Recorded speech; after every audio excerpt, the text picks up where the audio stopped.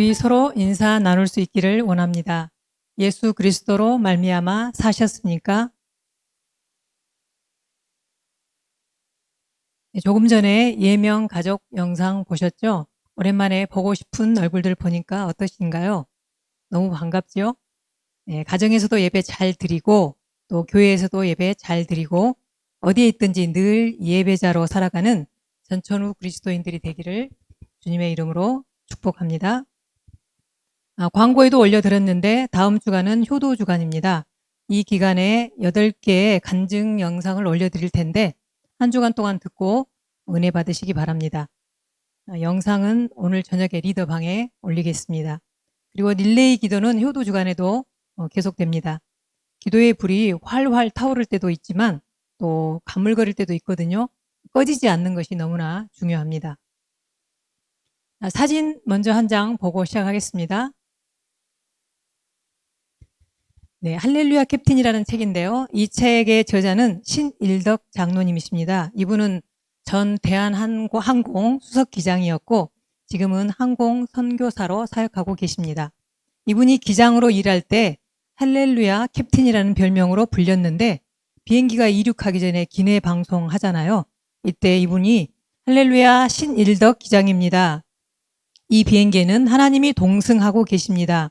여러분 편안한 여행이 되시기 바랍니다. 할렐루야. 이렇게 탑승객들에게 인사했기 때문에 붙여진 별명이랍니다. 그런데 이 기내 방송에 불만을 품은 사람들이 회사에 항의를 했고 그래서 상사에게 불려가서 혼이 나고 다시는 하지 말라고 주의를 받았답니다. 그러나 그가 굽히지 않고 계속 그렇게 하자 회사에서 도저히 안 되겠다고 해서 동물을 실어 나르는 화물기 조종사로 보내버렸다고 합니다. 그런데 동물을 실은 화물기에서도 할렐루야를 외치고 똑같이 했답니다.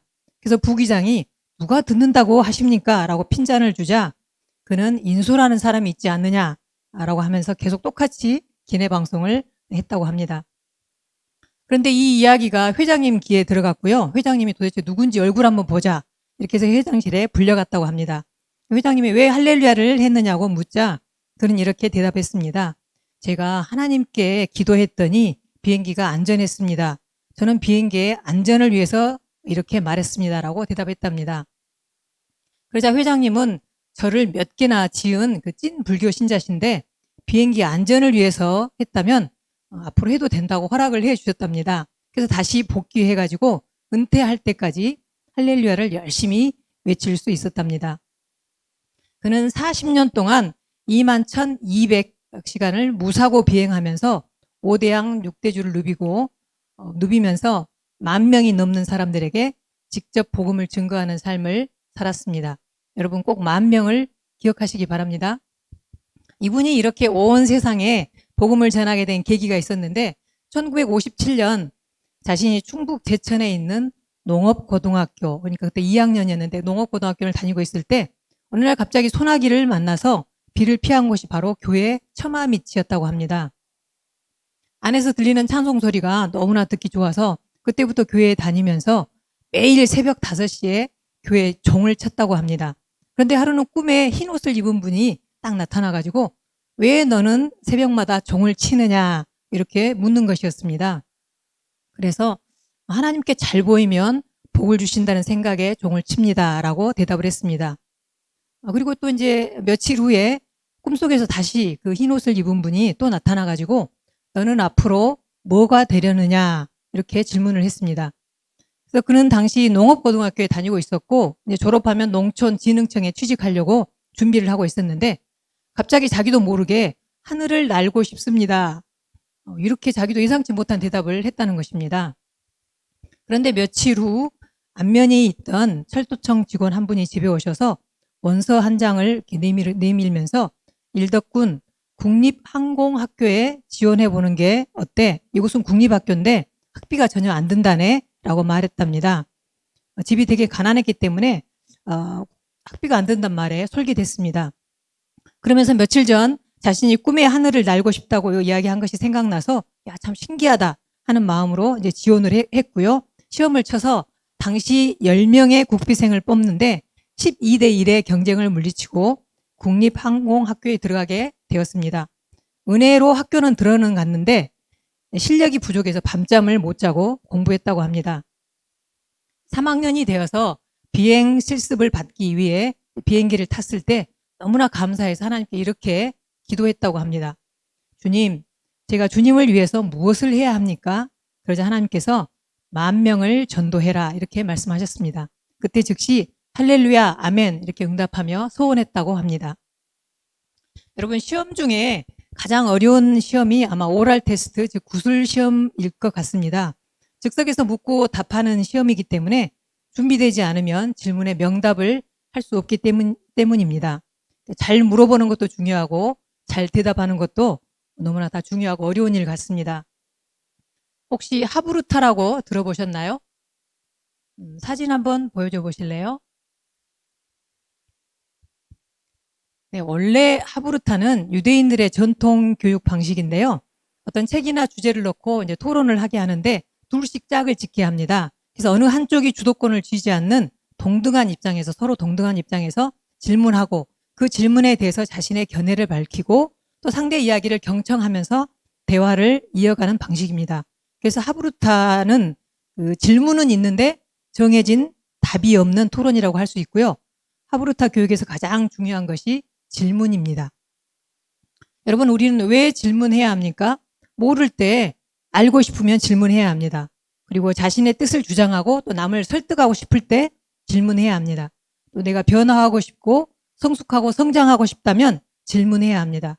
또 누군가에게 사랑받고 싶다면 질문해야 합니다. 묻는다는 것은 당신이 필요하다는 사랑의 표현이고요. 당신을 인정한다는 신뢰의 표현이기 때문에 그렇습니다. 자, 첫 번째, 묻는 사람입니다. 자, 다윗은 하나님께 잘 물어봤기 때문에 하나님께 사랑받았고요. 하나님의 마음에 합한 자라고 칭찬을 받게 되었습니다. 오늘 읽은 말씀의 배경은 이렇습니다. 다윗이 기름 부음을 받아서 온 이스라엘의 이제 왕이 됩니다. 그런데 왕이 되자마자 블레셋 사람들이 침입을 받게 되는데요. 이 긴박한 위기의 때에 다윗은 먼저 하나님께 묻고 있습니다. 오늘 읽은 그 8절에서 12절에는요, 블레셋과의 느바임 골짜기 1차 전투가 기록되어 있습니다. 역대상 14장 10절 말씀 우리 같이 읽겠습니다. 같이 읽습니다. 시작. 다윗이 하나님께 물어 이르되 내가 블레셋 사람을 치러 올라가리이까? 주께서 그들을 내 손에 넘기시겠나이까? 자, 13절에서 17절에는 느바임 골짜기 2차 전투가 기록되어 있습니다. 자, 역대상 14장 14절 말씀 같이 읽어보겠습니다. 자, 같이 읽습니다. 시작. 다윗이 또 하나님께 묻자온대. 1차 전투에서 하나님께 물어본 다윗은 말씀하신 그대로 순종하여서 전쟁에서 승리했습니다. 그런데 똑같은 장소인 르바임 골짜기 2차 전투에서 다윗은 다시 하나님께 또 물어본 것입니다. 보통 우리들은 어떻습니까? 처음에 어떤 것을 할 때는 두렵고 떨리는 마음으로 막 물어보지요. 그러나 똑같은 상황이 반복된다면 저는 해봤잖아 이렇게 하면서 묻지 않고 이전의 경험으로 그냥 하게 됩니다. 그런데 다윗은 늘 새로운 마음으로 다시 하나님께 묻고 있는 것입니다. 사무엘하 2장을 보면 다윗이 블레셋 시글락에 머물다가 이제 유다 지방으로 가도 되는지 하나님께 묻는 장면이 나옵니다. 사무엘하 2장 1절 말씀 우리 같이 한번 읽겠습니다. 같이 읽습니다. 시작. 그 후에 다윗이 여호와께 여쭈어 아뢰되 내가 유다 한 성읍으로 올라가리이까? 다윗이 아뢰되 어디로 가리이까? 다윗은 중요한 것, 그러니까 굵직한 것만 물어본 것이 아니라 구체적인 것까지 하나님께 물었습니다. 우리는 보통 큰 것은 물어보지만 사소한 것, 세세한 것은 물어보지 않고 내 생각대로 하는 경우가 많습니다. 그러나 다윗은 일의 경중을 구별하지 않고 모든 것을 하나님께 물어보았습니다. 예수님의 제자들도 예수님께 질문을 하면서 믿음이 성장하는 것을 볼 수 있습니다. 예를 들어서 말 못하게 하는 귀신 들린 아이를 아버지가 이제 제자들에게 데려왔잖아요. 그래서 귀신을 쫓아달라고 했는데 제자들이 쫓아내지 못했습니다. 그런데 예수님께 데려오자 예수님이 귀신을 쫓아내 주셨습니다. 그러자 제자들이 예수님께 질문을 합니다. 마가복음 9장 28절 우리 같이 한번 읽어볼까요? 같이 읽습니다. 시작. 제자들이 조용히 묻자오되 우리는 어찌하여 능히 그 귀신을 쫓아내지 못하였나이까.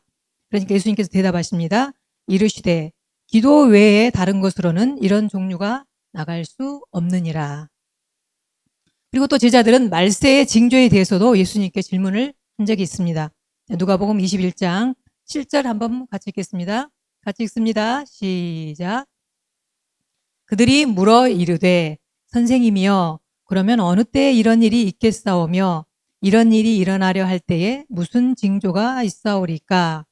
이렇게 물어봤을 때 예수님께서 8절에서 36절까지 길게 말씀하시는데 8절과 36절만 읽겠습니다. 같이 읽습니다. 시작. 이르시되 미혹을 받지 않도록 주의하라. 이러므로 너희는 장차 올 이 모든 일을 능히 피하고 인자 앞에 서도록 항상 기도하며 깨어 있으라 하시니라. 아멘. 제자들은 이런 질문들을 통해서 영적 세계에 대한 배움의 문이 열린 것입니다. 여러분, 우리 교회의 사명 선언문이 무엇입니까? 네, 영혼을 구원하여 제자 삼는 교회입니다. 제자 삼기 위해서는 내가 먼저 제자가 되어야 하는데 제자가 되는 중요한 조건은 무엇입니까? 바로 리더에게 물어보는 것입니다. 제자는 묻는 자입니다. 자, 옆 사람에게 한번 말해볼까요? 제자는 묻는 자이다. 네, 닐레이 기도 집사님의 간증입니다. 작은 딸이 늘 자기도 방을 따로 쓰고 싶다고 했는데 그럴 형편이 안 되니 늘 마음에 걸려 그러면 언니와 쓰는 방에서 작은 딸의 공간만이라도 만들어주려고 일단 쓰지 않고 세워져 있기만 한 2층 침대부터 정리하기로 하고 2주 전부터 방을 정리하기 시작했습니다. 예전 청덕마을에서 이사할 때 아이들의 장난감을 팔았던 경험으로 광고 게시도 하고 중고마켓에 상품으로 내어놓기도 했습니다. 물론 주님께 묻지도 않고 아예 주님은 없었습니다. 그러나 이상하게 아무도 그 물건에 관심을 보이지 않았고 나는 그때서야 뭐가 잘못됐는지 생각하게 되었습니다. 그리고 내가 할 수 있다고 생각했던 교만함이 보였습니다. 그래서 그 자리에서 바로 주님, 제가 잘못했습니다. 사소한 것 하나도 주님이 이끄시지 않는 게 없는데 어떻게 할까요? 라고 묻지 않았음을 회개했습니다. 그러고 나니 내가 어떻게 해야 하는지 생각을 주시더군요. 근데 또 생각만 하고 미루고 있었는데 어제 주일 말씀으로 행동하게 하셨습니다. 바로 예배를 끝내고 유치부쌤을 통해 필요한 분이 있는지 알아봐 달라고 했고 정말 필요한 집에 2층 침대를 드리게 되었습니다. 정말 감사했습니다. 아이들과 밥을 먹으면서 고백을 했습니다. 하나님은 우리에게 이미 아시고 쓸 것을 채워주셨는데 당장 내 눈앞에 이익을 채우려고 욕심으로 팔려고 했다고. 그런데 합력하여 선을 이루시는 하나님께서 이렇게 필요한 곳으로 줄 수 있게 되었다고 그랬더니 아이들도 팔아서 돈을 받은 것보다 정말 필요한 곳에 줄 수 있어서 마음이 기쁘다고 말해 주어서 또 한 번 기뻤고 감동이었습니다. 정말 하나님은 항상 내 옆에서 동행하시며 아이들이 아빠에게 끊임없이 말하듯 내가 주님께 그러하길 원하는데 나는 주님이 없는 듯 살아갈 때가 얼마나 많은지 모릅니다. 이렇게 일상의 순간마다 주님이 함께 하심을 알게 하시니 다시 한번 감사드리며 늘 주님 앞에 있는 자로 살아가는 삶이길 기도합니다. 아멘. 여러분, 어떤 사람이 잘 물어볼까요? 나의 교만과 또 부족함과 어리석음과 무지함을 인정하는 사람들입니다. 그래서 하나님을 이 문제의 해결자로, 해답자로 인정하는 자들만이 물을 수 있는 것입니다. 여러분, 매일 아침 하나님께 물어보시기 바랍니다. 주저하지 말고 물어보시기 바랍니다. 그리고 사소한 것부터 어려운 것까지 모든 것을 물어보시기 바랍니다. 하나님은 자신에게 물어보는 사람을 정말 기뻐하시고 사랑하심을 믿으시기 바랍니다. 아멘. 두 번째, 대답하시는 하나님이십니다. 어느 목사님께 들은 이야기입니다. 이 목사님이 언젠가 필리핀에서 집회가 있었답니다. 그래서 현지 선교사님 도움을 받아 집회 장소를 찾아가는데 도저히 찾을 수가 없는 것입니다. 그래서 차를 세워 지역 주민들에게 물어보고 가자고 하는데 선교사님이 고집을 부리면서 안 물어보고 그냥 헤매더랍니다. 그래서 아니 왜 그러느냐라고 물었더니 이 나라 사람들은 물어보면 모르면서도 아는 척하고 가르쳐 준답니다. 그래서 알려준 대로 찾아가 보면 엉뚱한 곳이 나온답니다. 그래서 아예 물어보지 않고 찾아가는 것이 더 낫다고 이렇게 말했답니다. 여러분, 아니 모르면 모른다고 해야 되는데 잘 아는 것처럼 친절하게 그것도 가르쳐 준다니 얼마나 황당한 일입니까? 자, 질문이 많은 아이가 있습니다. 그래서 보는 것마다 엄마 이거 뭐야? 저것은 왜 저래요? 이것은 왜 이렇게 생겼어요? 아이의 끊임없는 질문에 몰라. 궁금해하지 마. 원래 그래. 조금 이따 알려줄게. 자, 이런 부모가 있을까요? 네, 있습니다. 네, 저희 큰아이가 어렸을 때 질문이 많았거든요. 근데 엄마가 자기를 쳐다보지도 않고 건성건성으로 대답하니까 제 얼굴을 이렇게 돌려가지고 이렇게 물어보더라고요. 이번 효도 주간에 그 볼 간증 영상 가운데 이런 내용이 있습니다. 이분이 막 결혼했는데 친정 어머니가 말씀하시기를 시어머니에게 늘 물어보고 해라 이렇게 그랬대요. 그래서 시어머니에게 어머니 이것은 어떻게 해요? 이렇게 물었더니 예, 너는 아직 그런 것도 할 줄 모르니? 이렇게 하셔서 야 괜히 더 물었다가는 네 어머니는 이런 것도 안 가르쳐주고 시집 보냈다냐 하면서 우리 친정 어머니 욕먹일까 봐 더 이상 묻지 않았다는 것입니다. 그리고 그때로부터 어떻게 했을까요? 하나님께 물었다는 것입니다. 심지어 요리하는 것도 하나님께 물어봤대요. 가르쳐 주셨을까요? 또 이런 이야기도 하시더라고요. 필요한 것 있고 또 먹고 싶은 게 있어가지고 남편에게 사다 달라고 부탁하면 기다려봐 이렇게 말하고는 잊어버리거나 다음으로 또 미룬대요. 그런데 하나님께 부탁하잖아요. 그러면 당일 배송이랍니다. 자, 오늘은 여기까지만 하겠습니다. 이게 스포일러가 될 수가 있으니까요. 영상 잘 들어보시기 바랍니다. 사랑하는 여러분, 사람들은 물어보면 엉뚱한 대답을 하기도 하고요. 귀찮아하기도 하고 또는 무시하기도 합니다. 부탁하면 잊어버리기도 하고 늦장 부리기도 합니다. 그러나 우리 하나님은 절대 그렇지 않으십니다.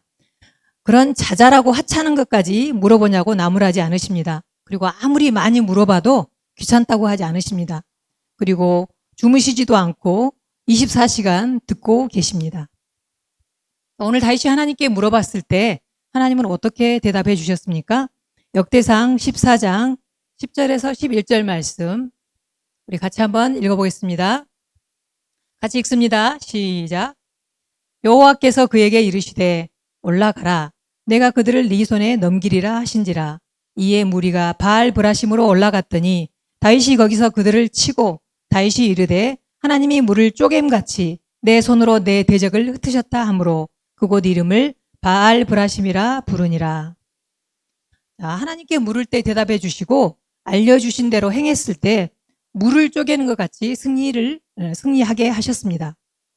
또 블레셋이 2차로 쳐들어왔을 때 또 물어봤잖아요. 그때 하나님께서 다음과 같이 자세하게 대답해 주십니다.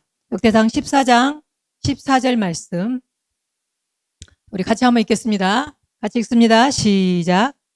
하나님이 이르시되 마주 올라가지 말고 그들 뒤로 돌아 뽕나무 숲을 맞은편에서 그들을 기습하되 뽕나무 꼭대기에서 걸음 걷는 소리가 들리거든 곧 나가서 싸우라. 너보다 하나님이 앞서 나아가서 블레셋 사람들의 군대를 치리라 하신지라. 이렇게 하나님의 말씀에 순종했을 때 다윗은 어떻게 되었습니까? 역대상 14장 17절 말씀 같이 읽겠습니다. 같이 읽습니다. 시작. 다윗의 명성이 온 세상에 퍼졌고 여호와께서 모든 이방 민족으로 그를 두려워하게 하셨더라. 자, 사무엘하 2장에서도 보면 다윗이 유다 성읍으로 올라가리이까 하니까 올라가라고 하셨고요.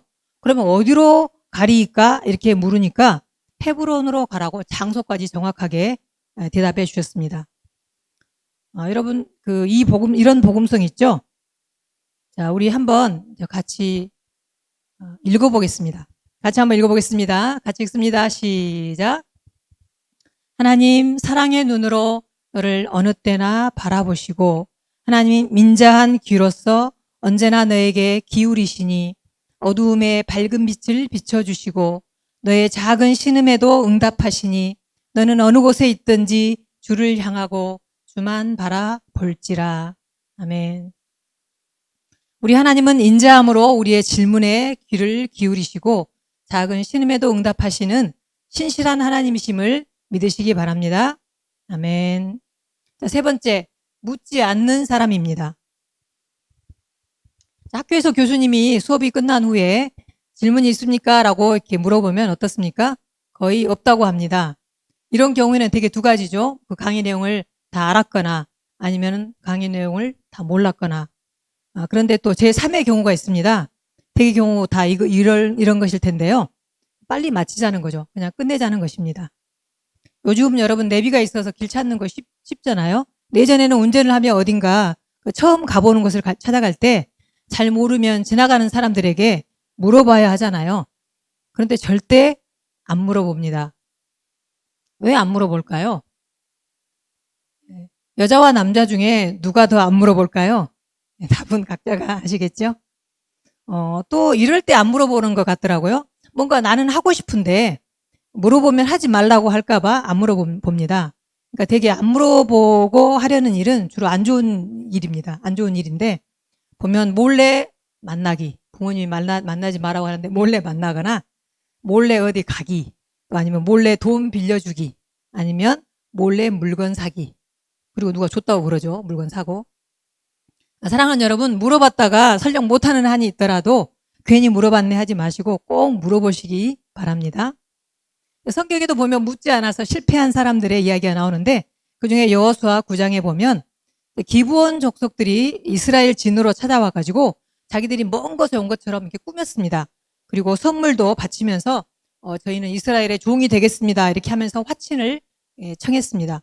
그러니까 여호수아랑 이스라엘 지도자들이 기분이 너무나 좋아가지고 그들의 말에 속아서 조약을 맺었습니다. 그런데 그들이 돌아간 후에 이스라엘 백성들은 그들이 먼 곳에 사는 사람들이 아니라 바로 가까이에 살고 있는 족속임을 알게 되었습니다. 그러나 이미 맺은 조약 때문에 그들을 살려줄 수밖에 없었습니다. 이스라엘이 이렇게 속은 것은 무엇 때문이라고 성경은 말하고 있습니까? 여호수아 9장 14절 말씀 같이 한번 읽겠습니다. 같이 읽습니다. 시작.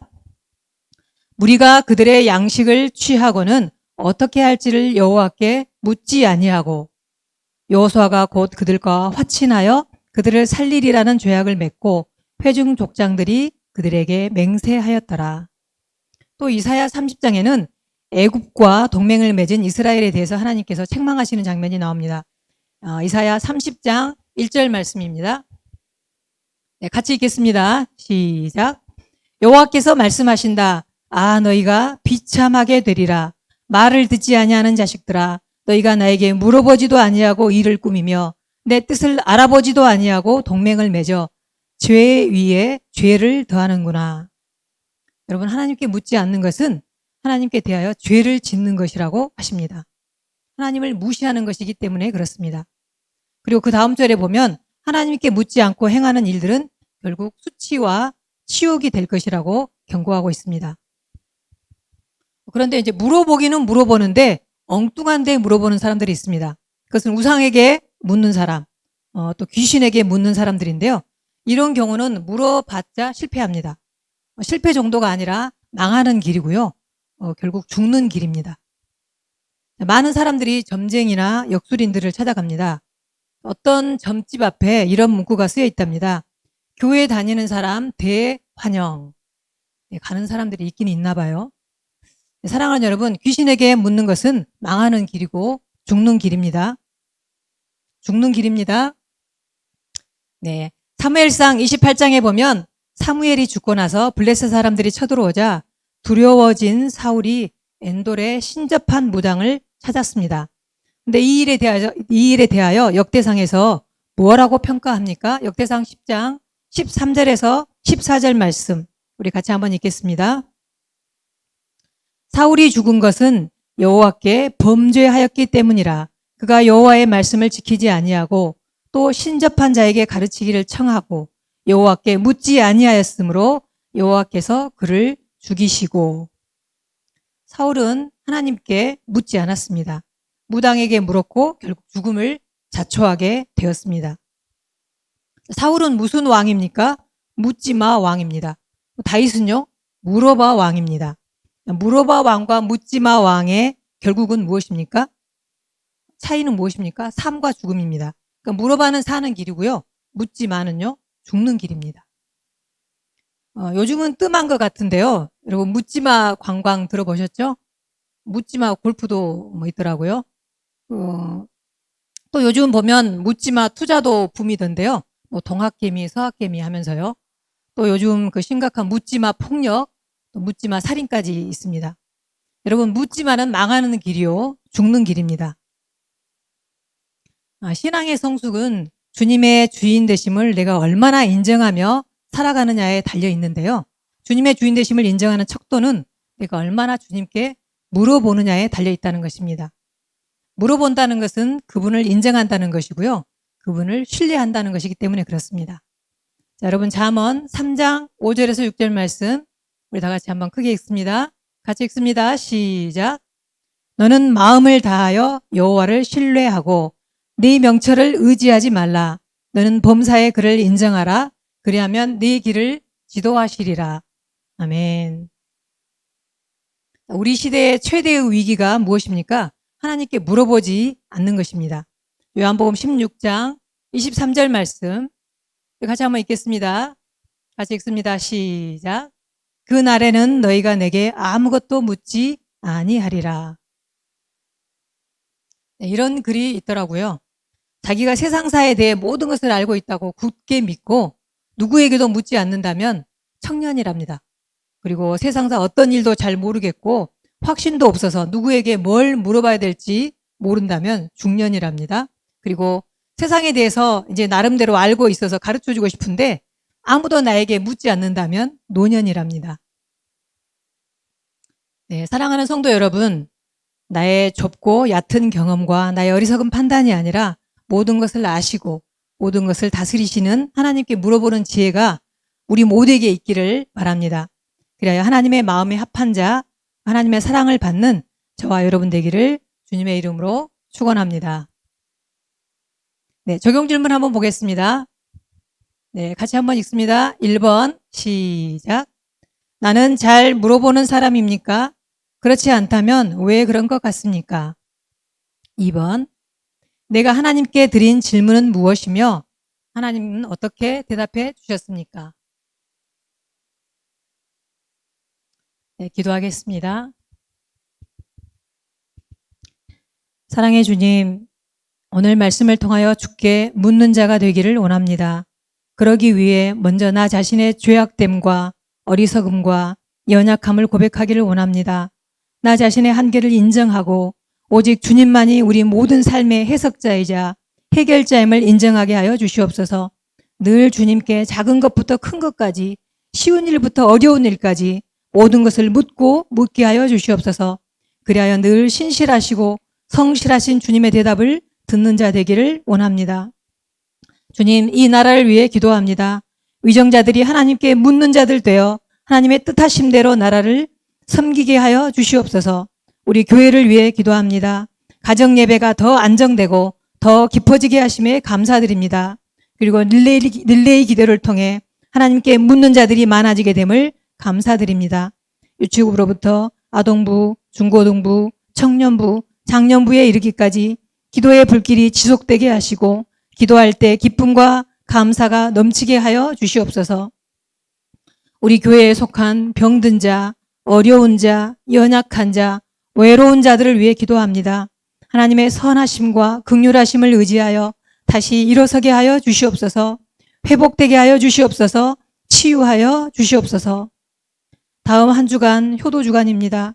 부모님께 효도하고 하나님께 효도하는 시간 되게 하여 주시옵소서.